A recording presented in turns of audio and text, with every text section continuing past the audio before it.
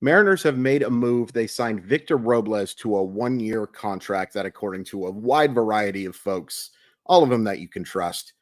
Robles was designated for assignment to give him his release earlier in the year, 14 games.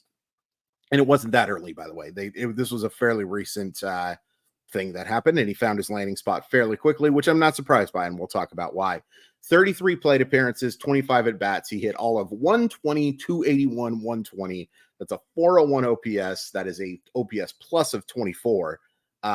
No homers, 2 RBI, 4 stolen bases in 5 attempts, 5 walks, and 9 strikeouts over 14 games. So those of you who are not familiar with Victor Robles, and it's understandable, especially if you're just a Mariner fan, but wider baseball fans are probably familiar with him because at one point he was considered, if not the best prospect in baseball, certainly one of the 5. Very few lists that I saw had him below 3 of the lists that I trust. And there's not many, if I'm being completely honest with you, but the people I talked to all back then, and I was heavy prospect back then, almost all prospect back then, all liked Victor Robles an awful lot. And he showed flashes of brilliance. In 2017, he had a 766 OPS, very small sample. 2018, another small sample, but he had 288, 348, 525 over 66 plate appearances. Then he finally gets his chance to be the everyday guy. And in 617 plate appearances over 155 games, he gets 255, 326, 419. It's a 745 OPS with 17 homers and 28 stolen bases. Since 2020, things have gone really bad. 341 games. He has a 609 OPS, 222, 301, 308. It's an OPS plus of 72 and 269 strikeouts and 1,124 plate appearances. So Victor Robles was released for a reason. And if you take a look at the Savant page, his numbers this year were pretty darn ugly. He didn't qualify for anything, but expected batting average of 146, expected slugging percentage of 179. Didn't barrel a single baseball, hard hit percentage of 16.7. Walk rate of 15.2 is pretty darn good. Let's look at 2023 because this is a larger sample size, obviously. Expected batting average of 266, but he just does not make hard contact.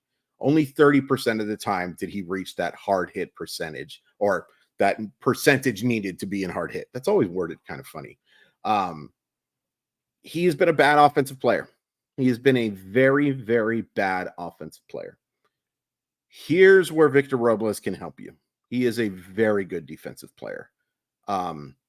Last year, the numbers weren't great for the metrics, but over his career, he has been, and it's a short career, to be fair, but over his career, he has been one of the best defensive players. In 2022, this guy had a outs above average in the 90th percentile, ranked 6th there, and he can fly. He is one of the faster players in baseball.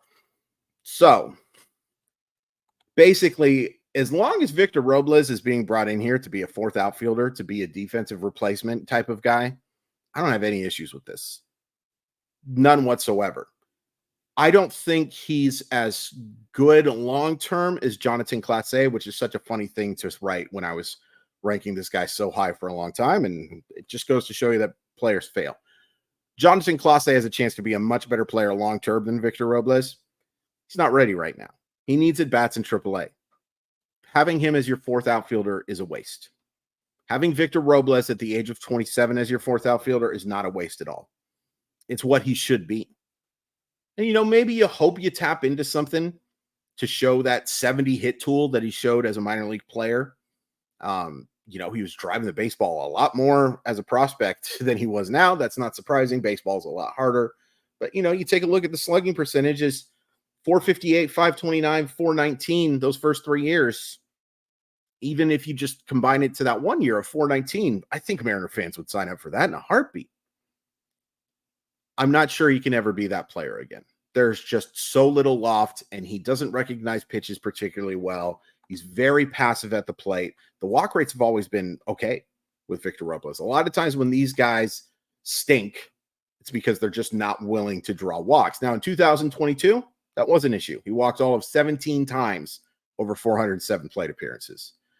But since then, in a smaller sample, to be sure, he's been a lot more patient at the plate. He had a 385 on base percentage in 2023. 126 plate appearances, but I like this. I don't think that you should think, well, maybe they can get the version of Victor Robles before everything fell apart.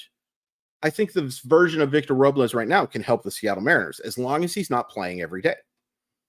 Play him against left-handers and use him as that speed weapon off of the bench. Use him as that defensive replacement for literally anybody but Julio. I guess Luke Raley's a fine defender too, but yeah, I think it helps you.